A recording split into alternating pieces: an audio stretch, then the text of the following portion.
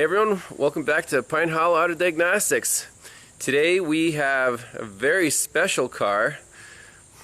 The first Ferrari I've ever had pleasure of working on or inspecting. This is a 1978 Ferrari 308 GTB, and the owner tells me the 308 stands for 3-liter V8. So here's the engine. V8, it's got 2 timing belts, 2 distributors, 2 big ignition coils. There's the information tag. So apparently it was imported to California. I think 3,000 of these are made over a 10-year run from, what was it, 75 to 86? You said roughly? So this is like the Corvette equivalent, Italian style. And we're going to take this thing on a little test drive. The owner is selling it, so he wants to make sure that everything is up to snuff, safety-wise and reliability-wise. So it's a 5-speed manual. It looks like an airplane cockpit in here.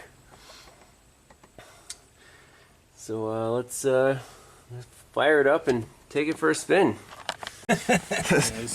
So I managed to get into the Ferrari.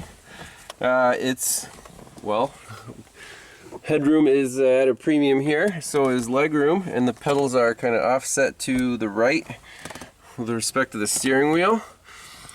Now we have some pretty good instrument cluster informative gauges: fuel, water, oil, I guess that's oil pressure, and then there's oil temperature, a little clock. So let's what's the magic recipe for starting this thing? So we're in neutral. Yeah. Nice heavy clutch. The choke is I don't think we'll need the seatbelt for no. for going around the block. That's true. Okay. And the key goes right here by your knee. Okay. All right, we got some action there. Yeah. So give it a couple pumps with the gas pedal. We won't use the choke. Yep, you do need skinny shoes because the gas pedal is wedged between the brake and the transmission tunnel. Let's crank it over, see what happens. Have to feather a little. Yep. We'll let it warm up for a second here. Yeah, that was a pretty nice start up. That wasn't bad. Well, we started it last night, so. Okay. We noticed, like, if you don't start it for, say, a week, it's a little bit harder. Sure. Okay, so there's the choke. Yeah, it's in the off position now. Yep, that's off. Maybe when we get back, you can feel it more. So I just want to see if it changes anything when I move it. Feels kind of springy. It does a little something, doesn't it? Not much. There it goes. Okay. Yeah, that sounds smooth. Okay. That's not bad. So it works. It even has air conditioning, which doesn't work, I guess. It's probably an old R12 system. So yes. You've never messed with that? We added some. Oh, okay. And it came back. But then it didn't last. Yeah, it just leaked out. Okay. Yeah. Yep. Your hazard lights, fan, wipers. Ooh, it gives you an orange light there. There's the extended window switch. So it has power windows. That's as low as they go. Yeah. See the mirror. You can kind of tweak that. And is this as far back as the seat goes? Let's see. It's right in the front. Right in the front. Yeah. Okay, I feel that lever. Yep. Turn it counterclockwise. Oh, okay. Get a little more out of it. Oh, that's pretty good. Yeah. So we'll make sure my legs fit. Okay, I think we're ready to roll. Yeah. All right, so choke is off. Got good throttle response. kind of push down to get it into reverse. Ah, Yeah. got it. All right, let's carefully. So can you tilt that mirror towards me a little bit? Sure. A little more. That's pretty good. And a little down. Yeah, that's perfect.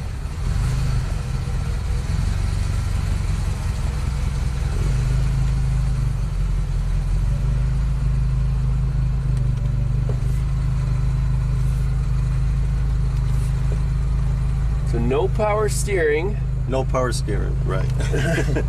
No, does it have vacuum assisted brakes or is it just... It does, yeah. It does, okay. Yeah, it's got a standard brake booster. Uh-huh. Oop. I know, I'm glad you came slow. It's Oh, yeah. the little bumps. It's so, it's so low. Yeah. Okay, we're good there. Yeah. So do you have to push it down for first? No, you shouldn't have to. Okay, there we go.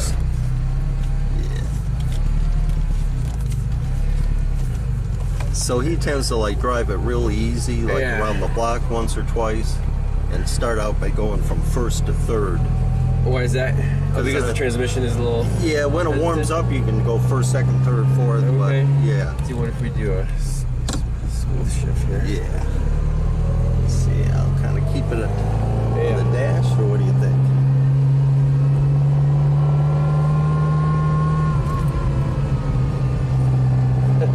First time driving a Ferrari. Oh, it's fun.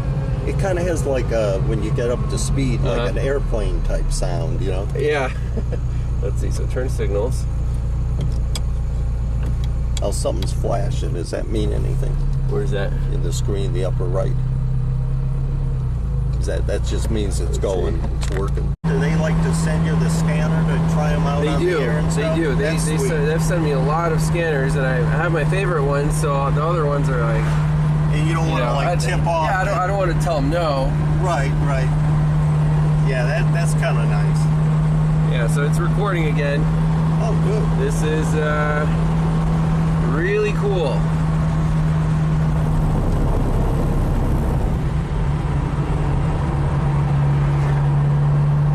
And the horn on this thing is amazing. I've never heard a horn like that.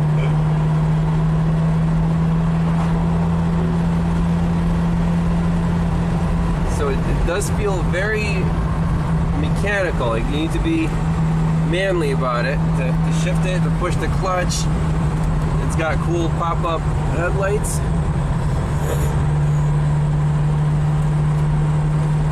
Everything works except for the air conditioning, I guess, right? Yeah. Less than 43,000 original miles.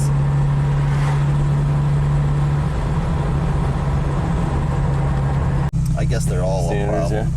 So how do you get out of this car? Well, if you watched Doug DeMuro's car review video, the handle here is underneath, and it works. And then you gotta kind of wiggle out.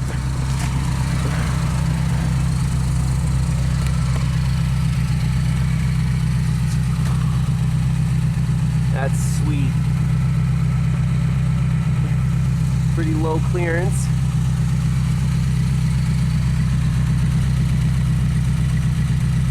The owner says it gets a little over 10 miles per gallon, and it's got like 12 gallons, so I think we probably should head back soon to avoid running out of gas.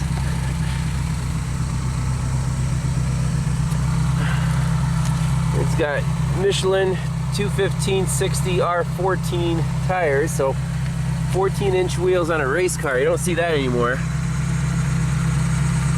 We got coilovers pretty low to the ground, so I'd say about 4 inches of ground clearance there. So you got disc brakes all around? Yes. Yep.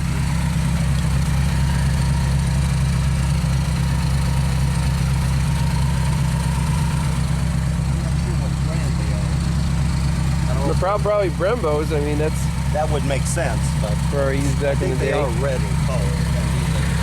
Designed by Pininfarina, so that's a famous Italian design, right? Yeah, it's like the Fisher body Okay. of Italy. And these are the air intakes here? Yes. Very cool. Yeah, one's for the oil cooler and one's for an air intake on the other side. In November 1978. So were all these hand built Ferraris? I believe they were. All Ferraris are hand built. I can't say for sure. I'm not. Nick would know, but. Right. So the vibe here, even though it's a sports car, if you remember the 1971 Zaz that my dad still owns back in Russia, everything's just pure mechanical, you know, manly feel. Like the shifter, the clutch, the brakes. There's no power assist in the steering. I love it. It's really, really neat. So we'll head back to home base. A little extra footage here. This is the relay and fuse center. The fuses are old school glass type, or I don't know, ceramic, and you can still get them.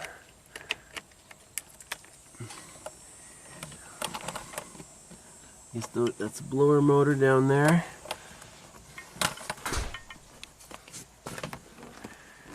That's your HVAC controls. Very, very cool. I think that's the key. So we're doing an electrical system charging voltage check. Car's idling, and we're at 13.5. That's good. We have like a jumper cable hookup there because the battery is under the spare tire. Yeah. So that's all we have here, and that's the reservoir for the washer fluid, or Washer, yeah. okay. Radiators up here, so it must have long coolant lines going to the back. Oh yeah. And then our lights, this is really cool. They're pop-up parking lights, high beams, low beams. Everything seems to work. You know, some of the switches are contacts are a little dry, but if we go like this, boom. Low beam parking lights. Next, we want to check the power windows. So that works from here. That one kind of works slowly, and to go down, it's not working from the driver's side. Is that what it does?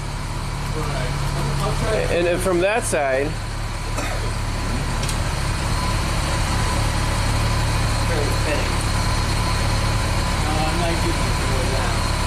so it doesn't go down, but I can make it go down.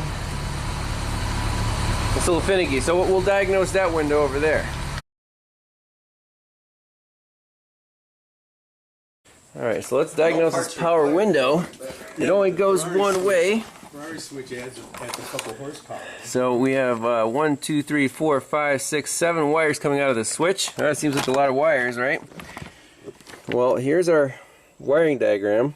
Again, pretty Euro style. So you just get numbers for the components, and you have to go back to the component list and look up 95 right-hand window switch, 96 right-hand window operating motor. Okay, so from the switch, we have 2 wires that go to the motor, and GN stands for yellow with a striped black. Those are the 2 ones in the middle here. The black is a ground, so that pin's grounded all the time. This pin is grounded. And then the 2 yellows actually come from the driver's switch over here. Alright. So, test light right here, attached to the ground. Let's check with ignition on if we have power on the yellow wires. First of all, yes we do. And second one, yes we do. And in the switch in the neutral position, we should have powers on both wires going to the motor. And when you toggle the switch, one of those wires becomes a ground and the other one stays a power to, you know, turn the motor. So let's see what this one does. The window works. You can see that wire becomes a ground and the other yellow wire should stay a power. That's correct. Now when you go the other way, this top wire should become a ground. And let's see what happens. You push the switch, nothing. It actually feels like it's not really clicking. That's a switch issue. If you want to raise the window, we can just switch these wires around that go to the motor. Very easy to do on this setup since all the pins are individual. So we plug in this one to the top, like so, and this one to the bottom pin, like that. Now we can go up, but we can't go down. So bad switch here. My question is, what about from the driver's side?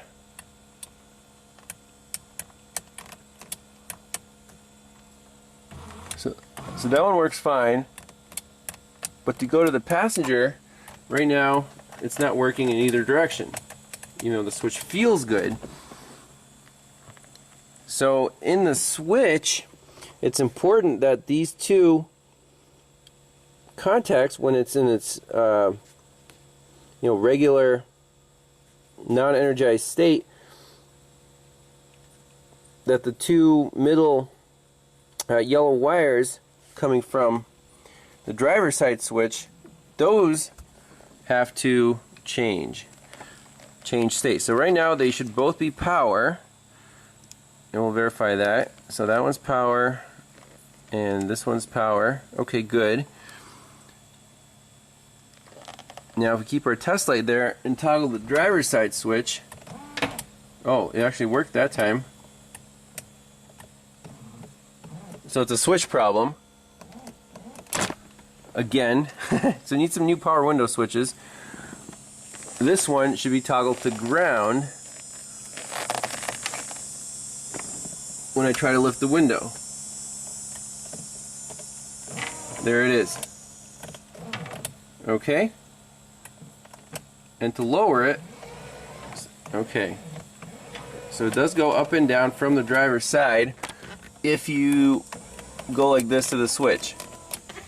So basically it needs two replacement switches, or we can try, because Ferrari parts are super expensive, we can try to tear these things apart, or order some from a PHAD, right? Those are a little more affordable.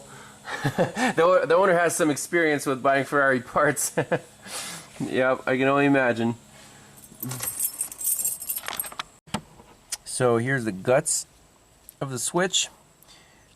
So 6 total contacts, those are the 6 pins, and then just these little rockers with spring-loaded, I guess, whatever you want to call them, little plastic